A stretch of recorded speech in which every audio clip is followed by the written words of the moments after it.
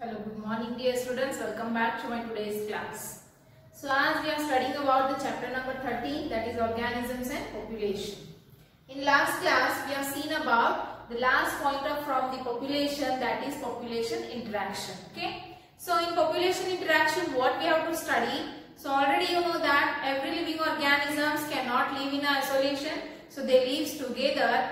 Here in population interaction we have to study how the organisms or the population or the individuals interact with each other. Okay, so that relations are what? The interspecific interaction. Interspecific means the interaction among the individuals of two different species is called as what? The interspecific interaction.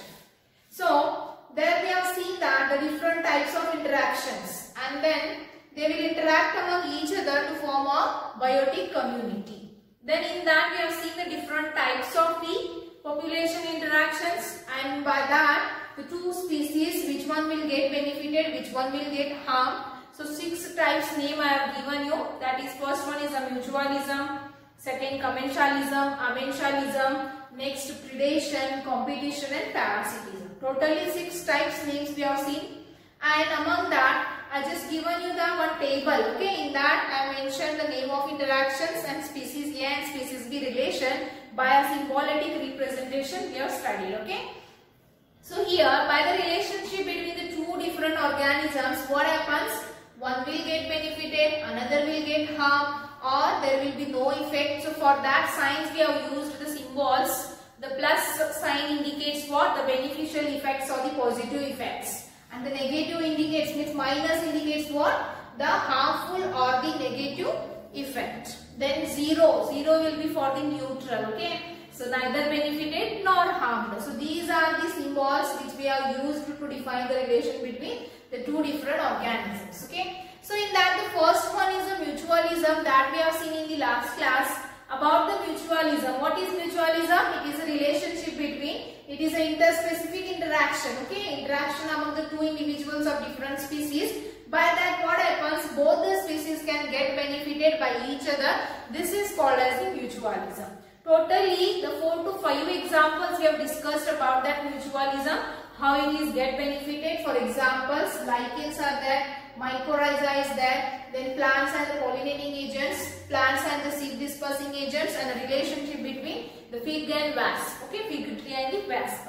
These were the 5 examples we have studied under the mutualism. And now in today's class we have to see the second type of interaction, that is commensalism. Okay, so we will study about the commensalism in today's class.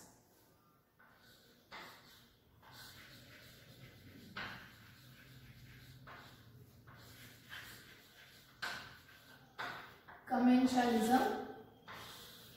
What is the definition of this commensalism? The commensalism is an interspecific interaction in which one organism get benefited, one species get benefited, another species neither benefited nor harmed. Okay, so I'll write here.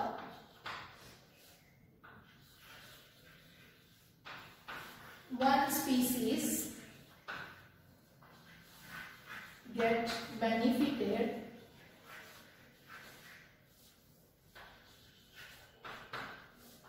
and another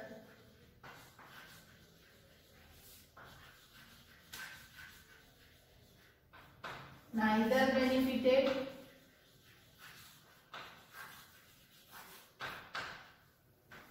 nor harmed.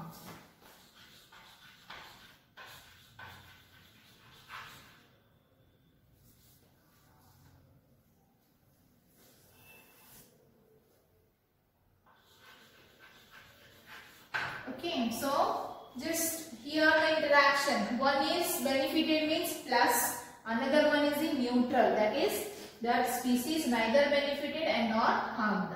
So this commensalism we have to see by the following examples. There are the many more examples are there for this, but we have to see the particular examples which is mentioned in your syllabus. And in that the first example I will write here, orchid. So what is orchid? You know that orchid is what? It is a plant. Okay, I'll write into the bracket small plants. These are small plants. Orchids growing growing as an epiphyte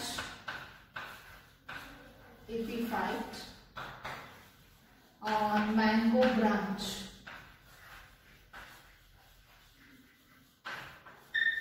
This is the first example. Okay, I'll write here the example. See, the first example in commensalism is what? The orchid plant. Okay, these are the very smaller plants which will be grows on the big trees, the branches of big trees. Okay, so here we have taken the example is the orchid. So orchid can grow as a epiphyte. What is mean by epiphyte? Epiphyte means these are the plants which can grow on the branches or the stem of the another plant, and they will absorb the moisture from the atmosphere. Okay.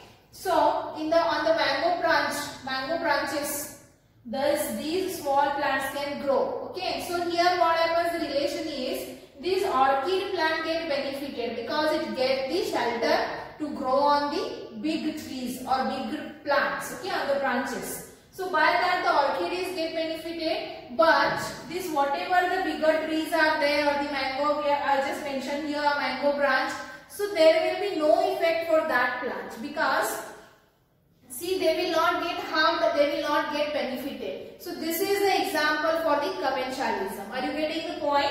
This orchid get a place to grow. Okay, so they will be get benefited, but that mango branch is neither benefited nor harmed. And the another example is the barnacles growing on back of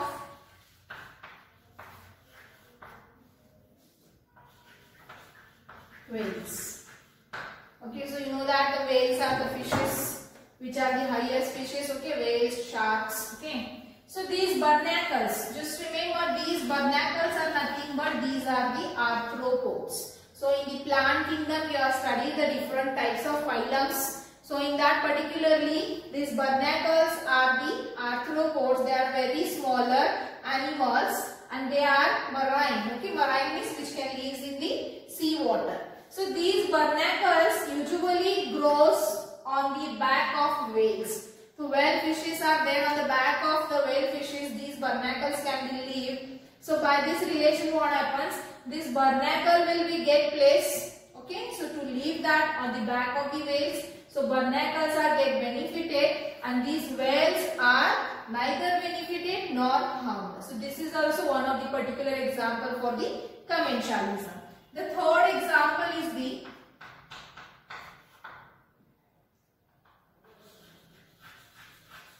a relation between cattle egret, these are nothing but the bird, and grazing cattle.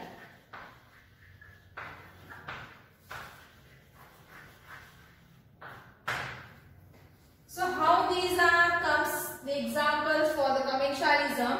First one is a cattle egret. So cattle egret means it is a bird. Okay. So this is a cosmopolitan bird, and this bird usually you know that it is a white color. Okay. And grazing cattle means so wherever the cattle, buffaloes graze, near to that the birds will find. Okay. So usually you have seen the people who are living in the villages, they can identify. So they can observe the small birds will be nearer to that grazing cattle and the buffaloes. Okay. So why means wherever that cattle or the buffaloes will be grazed, at that regions the bird will be there. Okay. By that what happens? The insects, worms will be come out. By that this grazing cattle can be grazed, and then near to that these birds will live, that is egrets. That will be, they will be get the smaller worms, earthworms they will get. So that will, by this relationship what happens, this egret will get benefited by this grazing cattle, and there will be no effect, means no, not benefited, not harmed these grazing cattle. So this is the relation between this egret and the grazing cattle. Usually wherever the grazing cattle are there, nearer to that you can see these egrets are there. They will be nearer to them, otherwise they will be lives on the back of that grazing cattle and the grazing buffaloes. Okay, so this is the third example which comes under the commensalism. Next one is, fourth one is, example is the clownfish. Clownfishes and sea anemone. Okay, so how this comes under this commensalism? We can see here the clownfishes. Clownfishes are nothing but they are very smaller fishes which are aquatic. Fishes are always aquatic and they can found in the marine water. Clownfishes, okay, they are very smaller. See, the clownfishes are what, in a very dangerous zone. The larger fishes or other aquatic animals can feed them, these clownfishes. So to protect themselves, these clownfishes lives in the tentacles of the sea anemone. So as you can see the structure of sea anemone, the sea anemone has the tentacles like this. Just imagine this is a rough diagram. So it has a tentacle surrounding to their body. Like this, the tentacles are present. So these clownfishes lives in between these tentacles of sea anemone. By that, what happens? These clownfishes get protected by that sea anemone. So they will be get benefited, and the predator who will attack on these clownfishes, they will get safe by living in between the tentacles of the sea anemone. And by that, these clownfishes get benefited, but there will be no effect on the sea anemones. The sea anemones neither benefited nor harmed. This is the one example for the commensalism. Okay. So again, by the commensalism, the many more examples are there, but these are the 4 examples which are mentioned in your syllabus. That these examples you should remember. Once again, we will see what is commensalism. Commensalism means one species get benefited and another neither benefited nor harmed. Okay, so they are neutral, zero. Okay. Then the examples, particular examples for this commensalism is the orchids. Orchids are nothing but these are the small plants which were growing as a epiphyte on the mango branch. Mango branch I mentioned here, but these orchids can found any of the trees, larger trees, bigger trees. Okay. And the next one is the barnacles growing on the back of whales. Barnacles means, remember, these are the small sized arthropods which can live in the marine water, and they can be lives on the back of that whales. By that they will get a place to live, they will get benefited, and there will be no effect on the whales. Next one is the cattle egret and the grazing cattle. So cattle egret is a bird. Whenever this example will come, you should imagine that the white colored bird. Already you have observed this. Okay, white colored, the birds will be nearer to that grazing cattle and the buffaloes. By that here, by this relation, these egrets will be get benefited, and there will be no effect on the grazing cattle and the buffaloes. Next, the last one example for this commensalism is the clownfishes and the sea anemones. The clownfishes are very smaller.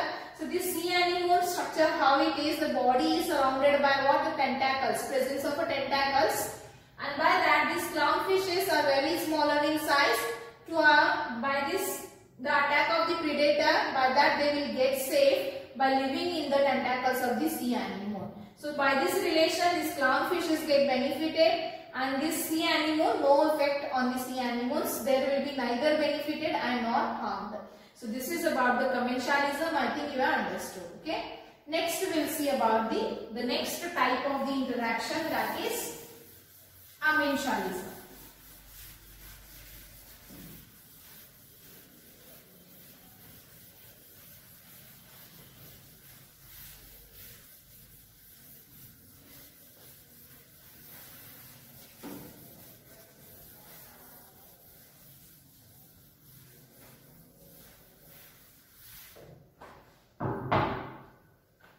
The third type is the amensalism.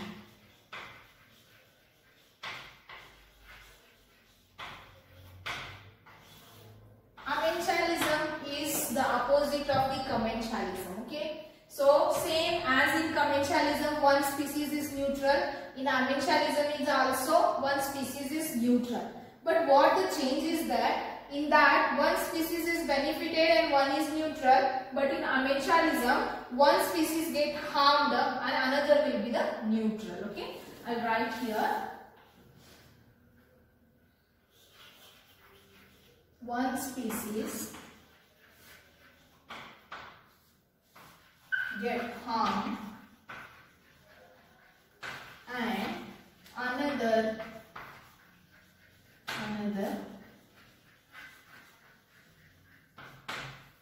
neither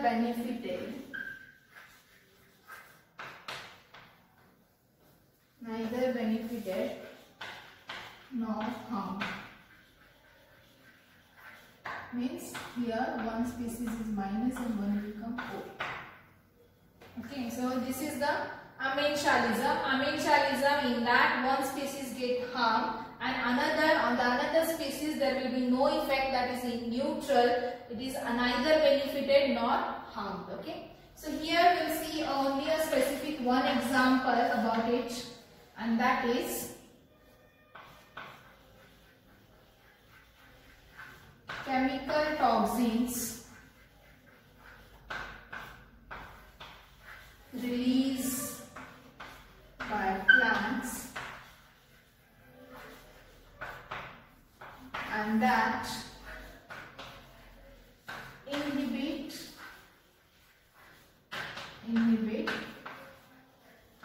the growth of plant species.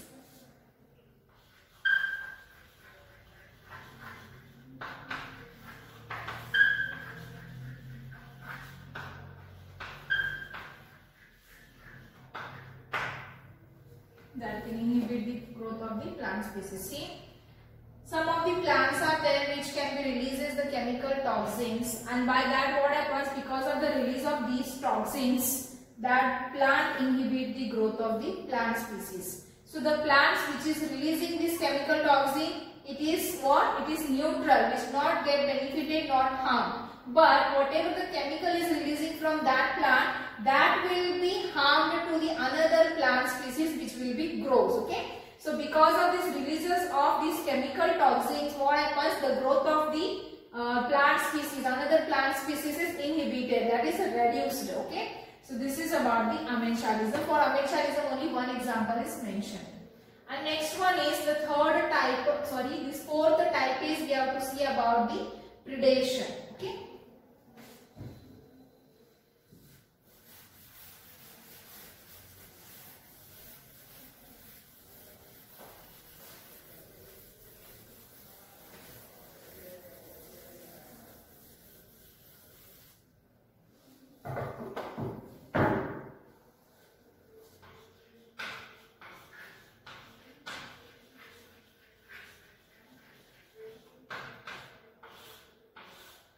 Predation, by this is the population interaction. By this predation, what happens here? The two species are there. One species is the prey and another one is the predator. So by this interaction among this prey and predator, prey will get harmed and predator will be get benefited. So you know this relation between the two different species. By this what happens? One is get benefited, another will get harmed. I'll write the definition. It is interspecific interaction. Interspecific interaction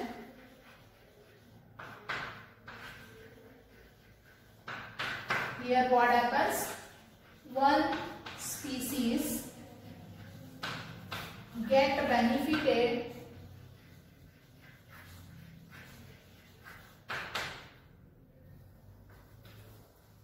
and another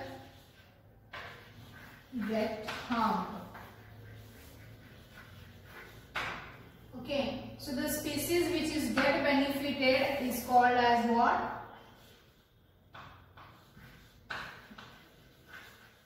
Predator, and the another one is the prey. This is the species get benefited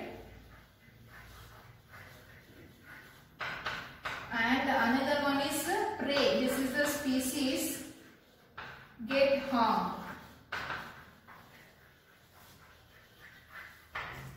So just remember, it is an interaction between the two different species. By this what happens, one get benefited and which is called as a predator, the another will called as the species which get harmed is called as a prey. So usually these prey are nothing but these are the small sized animals or they may be the plants. Okay. So the predators are the higher animals or they may be the herbivores, they may be the carnivores. So if we will see in the ecosystem, if they are the herbivores, okay, some of the animals are there which can feed only the plants and they are called as a herbivores. So for the herbivores, the prey is the green plants. They can feed on the plants. By that here the plant get harmed and that herbivores get benefited. And similarly the animals, okay, the larger animals are there or the higher animals which can be feed on the smaller animals and they are nothing but they are the carnivores. So in this relation, the higher animals are called as a predator and that small sized animals are called as a prey. For example, we can see here the tiger eats deer. Okay, we can see here the goat is there. So this goat, cow, buffaloes, these are what? They eat plants. And then snake eats frog.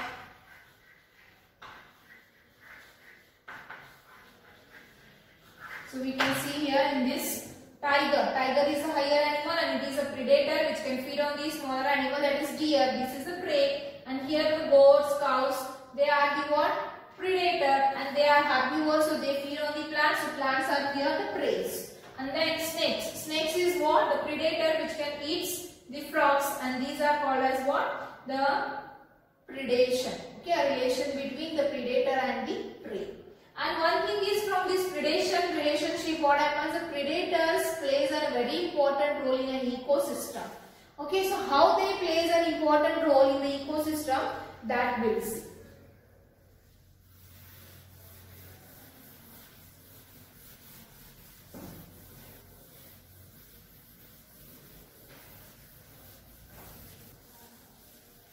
So we'll see about the predator, how predators plays an important role in ecosystem. Okay.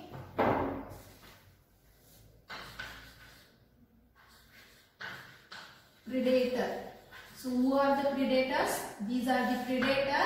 They are the benefited, okay, by feeding on the prey. Predator plays an important role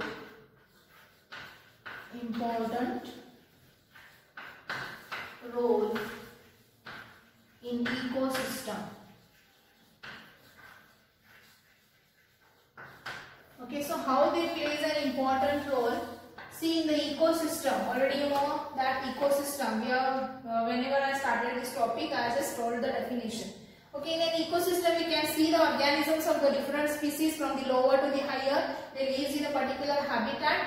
So in this ecosystem, how this predator plays an important role? These predators are the source of energy transferring from one tropic level to the another tropic level. Okay, first I'll write and then I'll explain it. Plays important role. Predators transfers energy from one tropic level to another tropic level.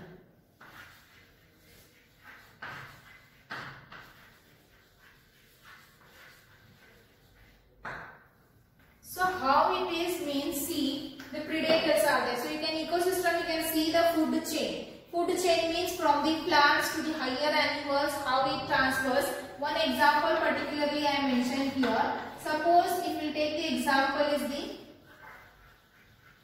grasses and then here the grasshopper which is eaten by the frogs. And then next is snakes. Okay, this is one food chain. I have just taken the example here to explain it. So how they are the source for transferring the energy from one tropic layer to the another. So these grasses are what? One tropic layer, and to the higher tropic layer, that is snakes. First of all, the grasses. Grasses are the producers. Who will eat them? The grasshoppers eats the grasses. So from this, the energy is transferred to the grasshopper. Then later these frogs eats to the grasshoppers. Again the energy is transferred, and the snakes eats the frogs. So from one trophic level to the higher trophic level, how the energy is passed. So this is because of what? The predators. Okay. Here the grasshoppers are predator and grasses are prey. These frogs are predators and grasshoppers are prey. And then snakes are the predators and frogs is the prey. So predators are the source of transferring the energy in the ecosystem from one trophic layer to the another trophic layer. The next, I think you understood this. The next importance is, the next important role they plays, they keeps control, they keeps population under control. Population under control. So we can see they keeps the population under control. How it is means, see, whenever these predators are the higher animals and prey are the very smallest, and then prey, what happens, if the number of population of prey is increasing, the predators will feed on them, and then what happens, by that the prey's population will be keeps under the control. This is also one importance in the ecosystem by the predators. Another thing is they keeps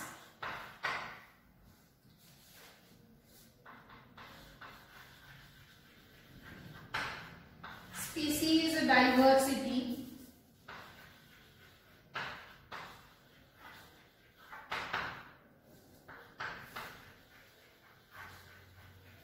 Controlled in community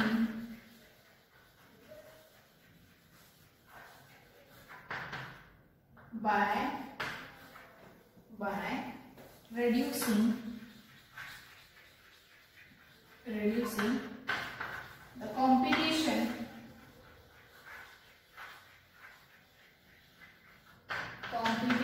among preys. One more importance is they will keep the species diversity under control. Okay, different varieties of species under control by reducing what? The competition among the preys. If the preys will be reduced by eating the predators, then what happens? The competition in between that preys also will get reduced. So these are the three important roles which will be played by the predators in an ecosystem. So now the thing is what? Next point what we have to see. So as you know that the predators are benefited and preys are harmful, but the preys are also what they are? They can be uses some of the mechanisms. Okay, they have the mechanisms by the morphologically or by the chemically. They have the defensive mechanisms to avoid the attack of the predators. Okay, by that they can get safe. How they will get safe by the attack of this predator? That we'll see.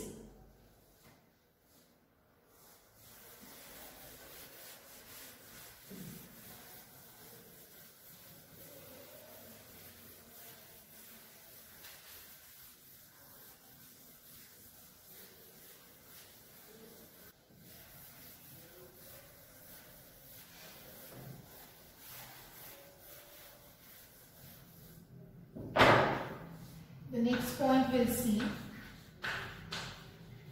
Preys evolve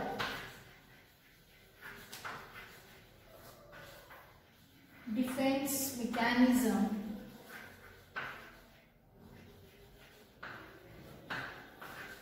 to avoid impact of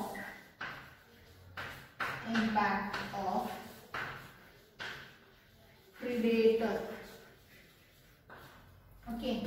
So how these preys evolve some of the defensive mechanisms to avoid this attack of the predator. First one is some of the insects and frogs. They are camouflage. First one is insects and frogs are camouflage.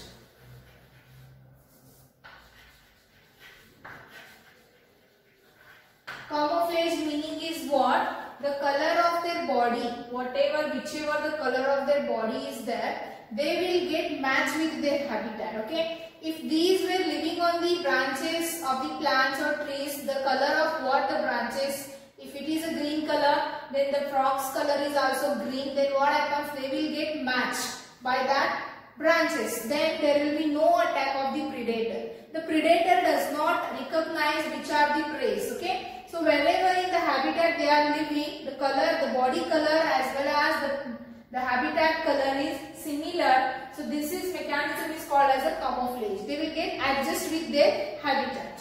So in sometimes what happens? Some insects are there. Okay, so they may be the brown color. Okay, they may be the grey color. So by that here what happens? That also get matched with their habitat. By that here the predators will not recognize. So by that this prey will be benefited, means they will get safe and the predator will not get the food from the other organisms. Okay. So this is the one example.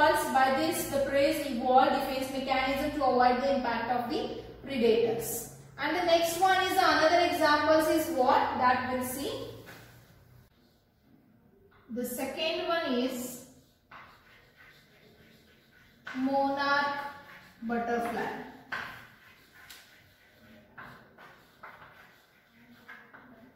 Monarch butterfly, they are distasteful.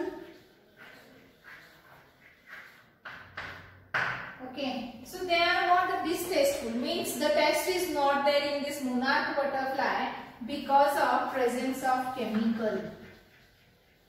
Because of presence of chemicals.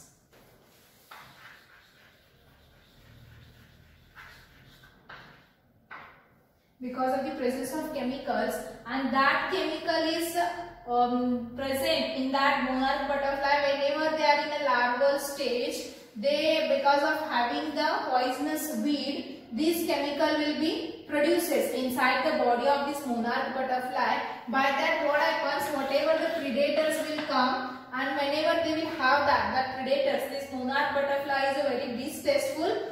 And whenever they will have this butterfly, they will get sick because of the presence of the chemicals. So how these chemicals are present in this monarch butterfly? Whenever they are in a larval stage, they produces, because of having the poisonous weed, this chemical is produces inside their body. By that here, the monarch butterfly will be get safe by the attack of the predators. And another thing is what? The 25% of the insects and other animals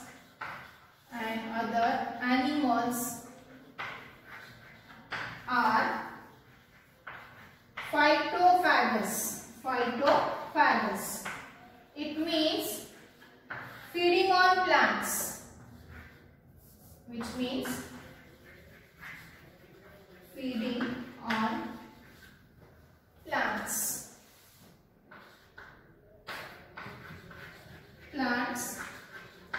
Sap or other part of plants.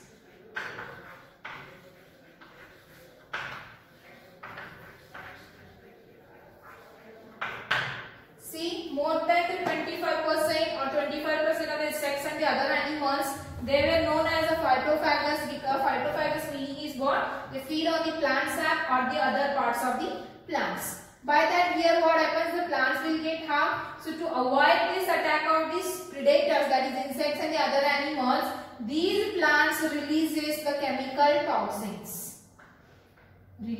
Plants releases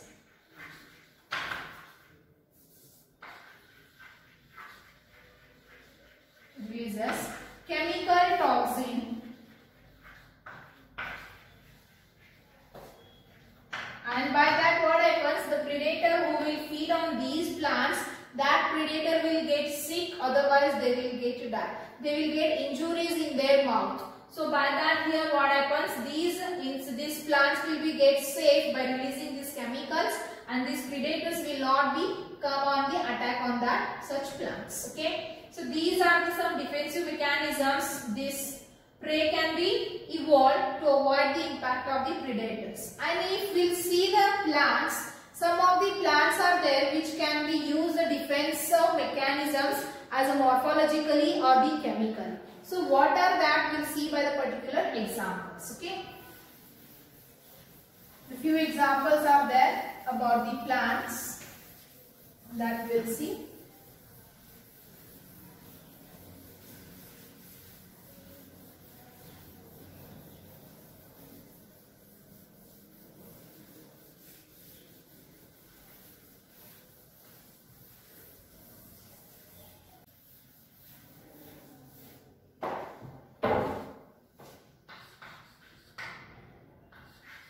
Plants with morphological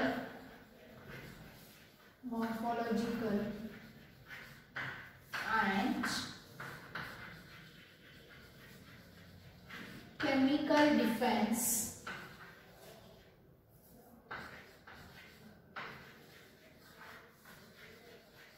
against predator.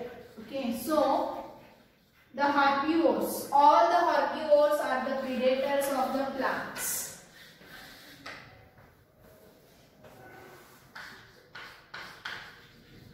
Herbivores are predators for plants.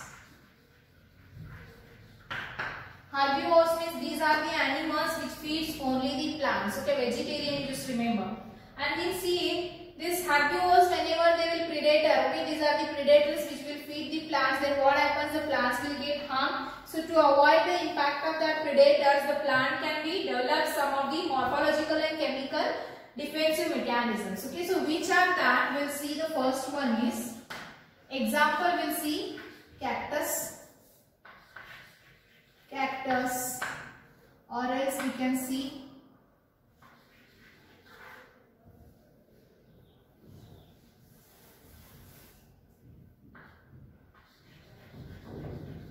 acacia.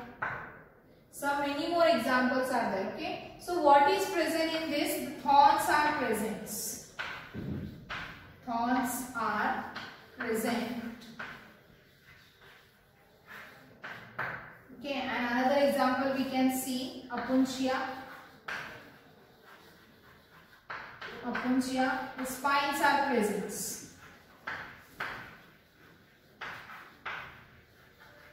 So these are the examples for the morphological defense. Okay, morphological defense. So we can see here the thorns are there. Very spiny thorns are present in the cactus plants and the acacias, and the Opuntias are there which will be on the body of that plants. The spines are present. So because of this presence of thorns and spines, whichever that herbivores will be goes there, whenever they will have the plants, these cactus, Opuntia, by that what happens, because of this presence of spines and the thorns, they will get injuries inside the mouth of that herbivores. Okay, by that they will get sick, otherwise some animals or that herbivores will get die. And one more is the next, plant releases toxins. Plant releases toxins. So because of releasing the toxic chemicals by the plant, this herbivores will be get harmed. Okay, they will get die. So one more example for the plants is the Calotropis. Calotropis is the name of a plant. Calotropis, which produces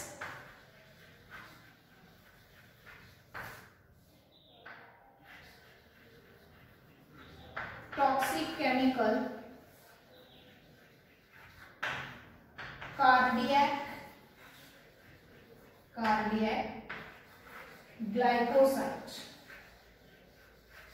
Okay, so these are some of the chemicals which is released by the plant, and these chemicals will be makes that predator sick and they may get die. This is one more example, and some more examples. For example, the chemicals like nicotine, nicotine, caffeine, opium,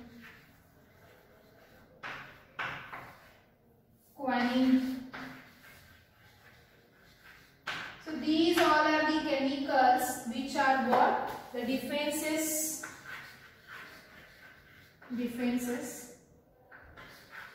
for plants. Okay, so see, I just told you that this plants produces or which will develop the morphological and chemical defenses against the predator. In that, the first example is what? The cactus, acacia. So all the herbivores are the predator for the plants. The cactus, acacia, opuntia, these are some examples of the plants which have these spiny thorns and the spines, which will be the morphologically defenses against the predators. Okay, and by that here, whenever they will have these plants, the predators will get sick, they will get injuries inside their mouth, and then some of the plants are there which is used the chemical release for their safety. Okay, they will be releasing some of the toxins. By that, the predators will get sick and they will get die. For examples, one example is the calotropis. The calotropis is one plant which produces the chemical toxin, that is cardiac glycoside. You should remember the name of these toxins, whatever I have written. Some of the another chemicals are there. These chemicals are what? The examples are nicotine, caffeine, opium, quinine. These are also the harmful chemicals which is produced by the plants. So these will be act as a chemical defenses for the plants to avoid that, to reduce the attack of this predator. Okay, so this is about the fourth population interaction, that is predation. I think you have understood. Okay, so in today's class we have seen the three population interactions. Which are those? Commensalism, amensalism and predation.